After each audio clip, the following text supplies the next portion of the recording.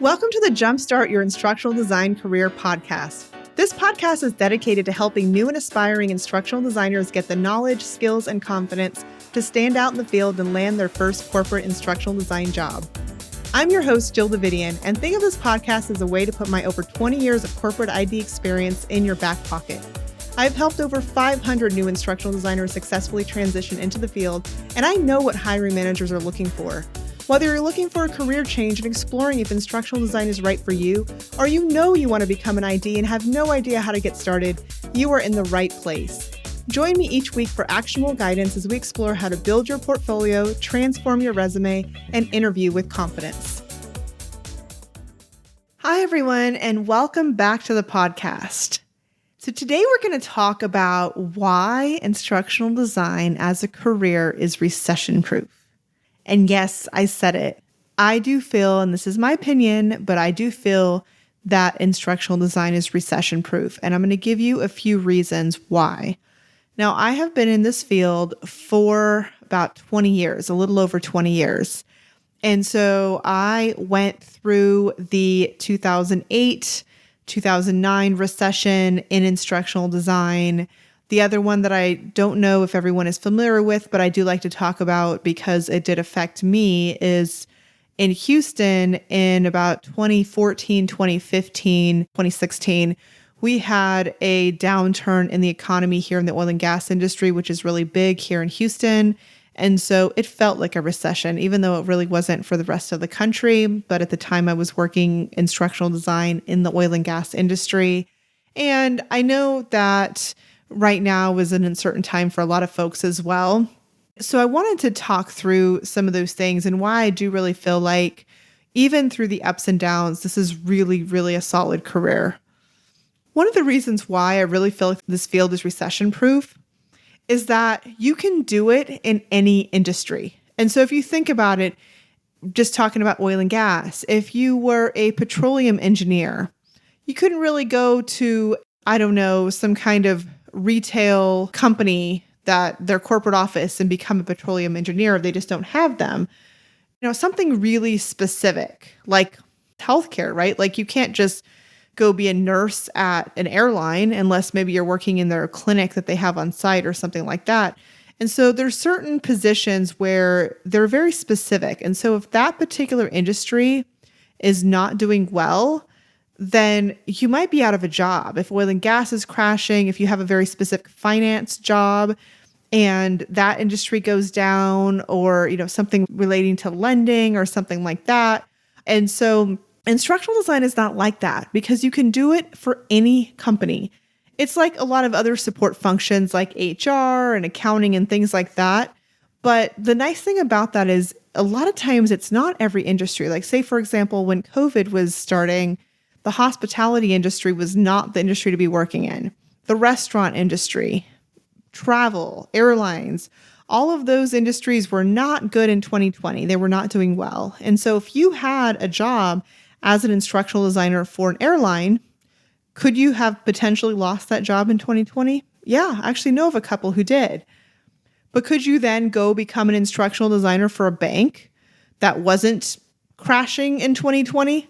Absolutely. And so that's one of the nice things is that because instructional design is done and training is done in pretty much every single organization in the world, including nonprofits, including government, including education, if you want to go that route, even though we talk about corporate on this podcast, every single company, whether it's banking or property management or government, like I said, or cybersecurity, IT, or just retail, sales, customer service, healthcare, insurance, they all hire instructional designers. And so rarely are we in a place where every single industry is crashing. And so that's one thing.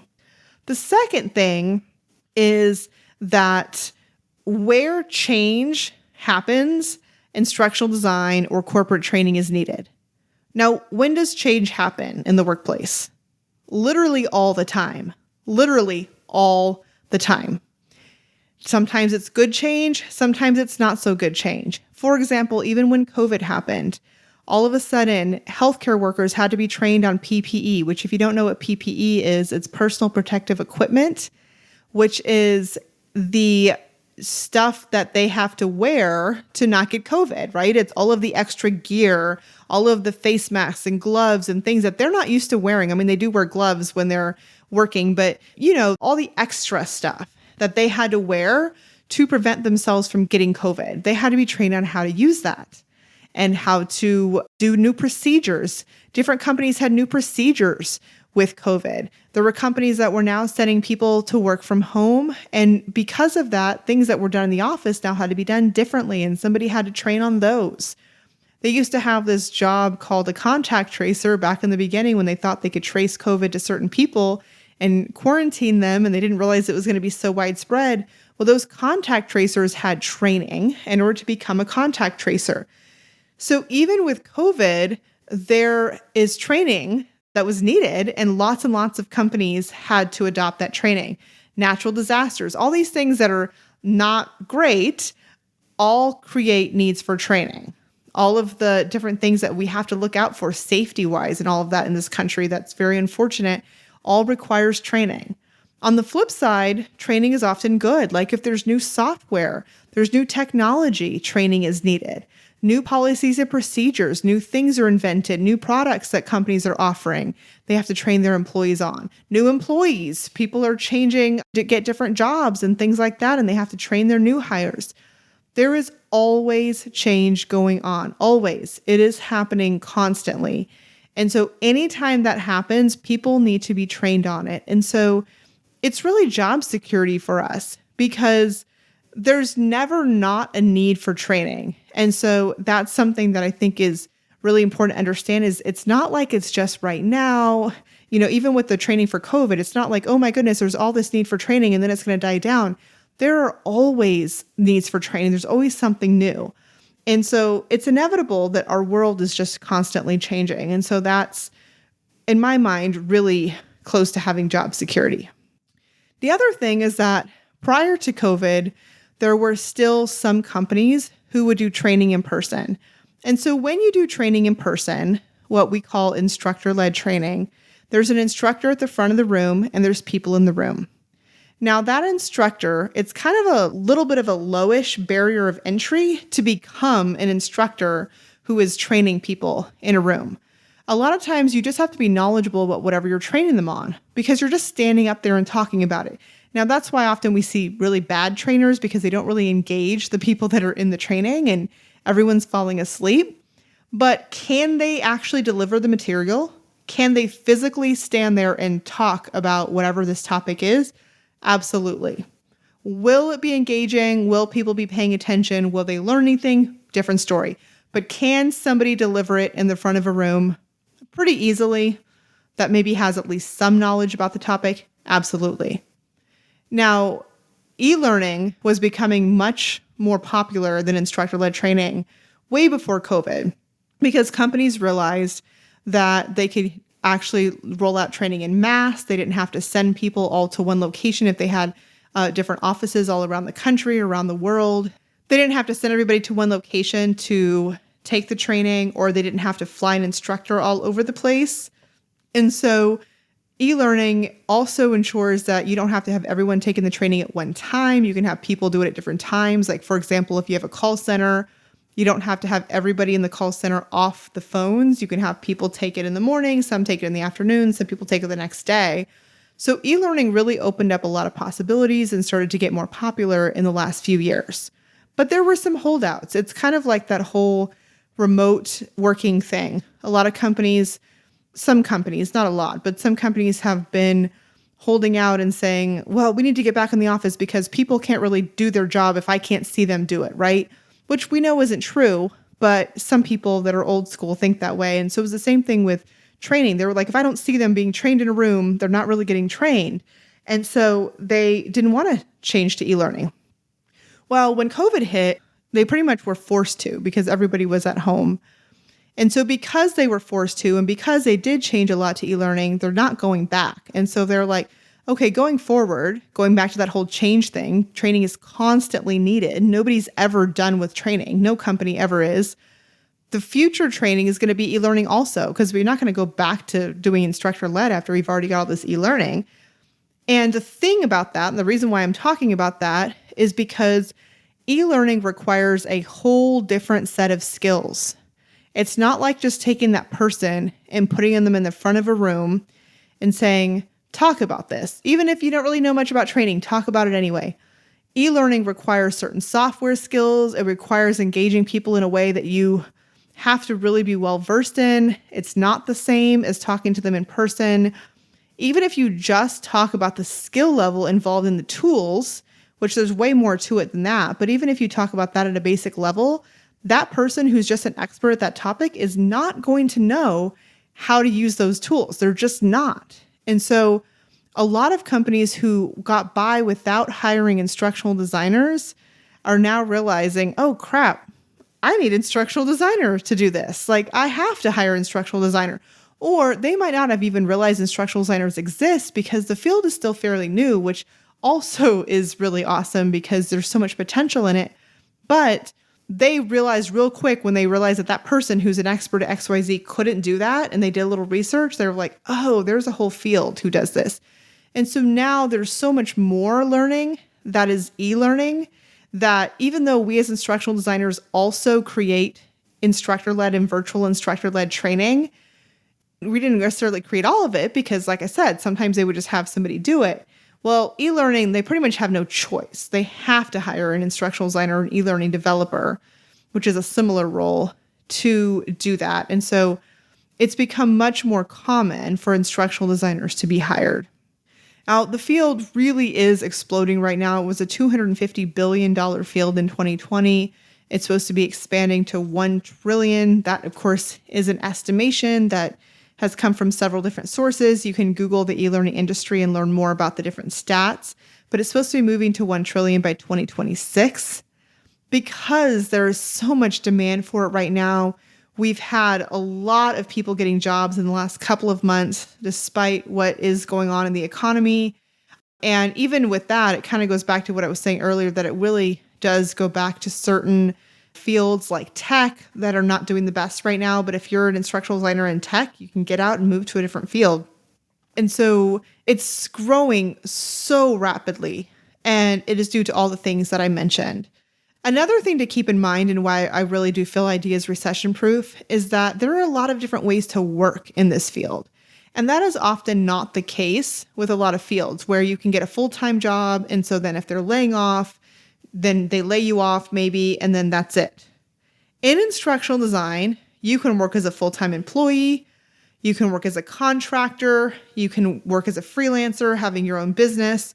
And so the difference between that is you can work as a contractor for a company, like on a full-time contract for several months, or you can take on your own clients as a freelancer that are kind of part-time here and there. There's lots of different ways to work in this field. And so you're going to pick the one that works best for you, and you may pivot to various different ways of working at various points in your life, depending on what's going on in your life. But the reason why I bring this up is because let's say a company is laying off their full-time employees because that's where they're at and they have to do that. I'm not saying that won't ever happen.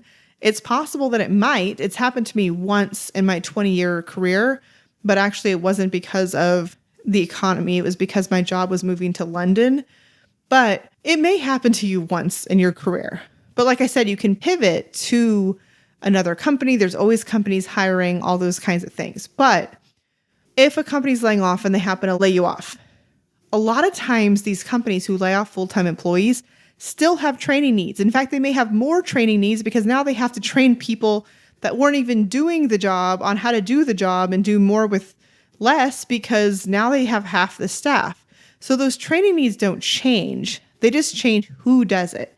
So maybe they have contractors do it instead of full-time employees because contractors don't have as much liability because they're not paying them benefits and all of those kinds of things.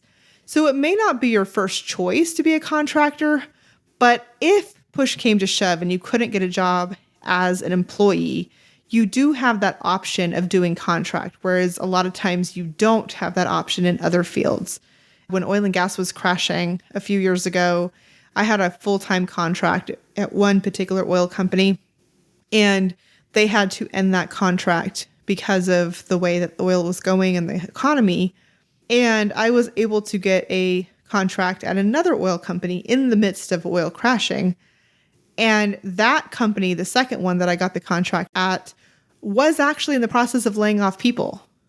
They were hiring me as a contractor, full-time contractor, working 40 hours a week. I worked there almost a year as they were laying off people. I saw several rounds of layoffs happening, but they were hiring contractors because they still had work to do. And so, like I said, it may not be your preferred way of working, but it is an option. Whereas if you get laid off in a different field, it may not be an option. And so this doesn't happen very often. Like I said, I did have a contract that ended because of funding. And then I've had one full-time job that just ended up moving to London. So I don't think that really counts that much.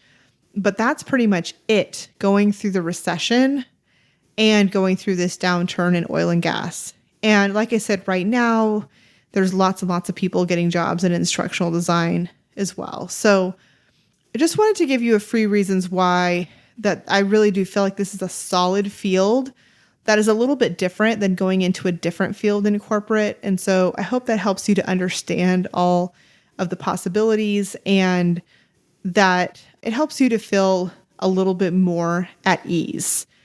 I really, truly feel like this field is booming and it's going to continue to boom. And we really are at the ground floor of this boom that we're going to see in this field over the coming years. So I hope that was helpful for you as always. And I will see you next week on the podcast. Thanks for tuning in to the Jumpstart Your Instructional Design Career podcast. I hope you've gained valuable insights that will help you on your instructional design journey. Did you have a moment of clarity? Maybe you have some additional questions. Let's discuss in my Facebook group, which can be found in the description below and in the show notes at learningstrategyanddesign.com/podcast. If you love the show and want to hear more, follow the podcast and give me a rating and review. Let me know if there's a specific topic you'd like me to cover or a guest you'd like me to have on the show. You can also check out more resources for breaking into instructional design on my website, learningstrategyanddesign.com. Stay tuned next week as I bring you more tips, tools, and strategies to jumpstart your instructional design career.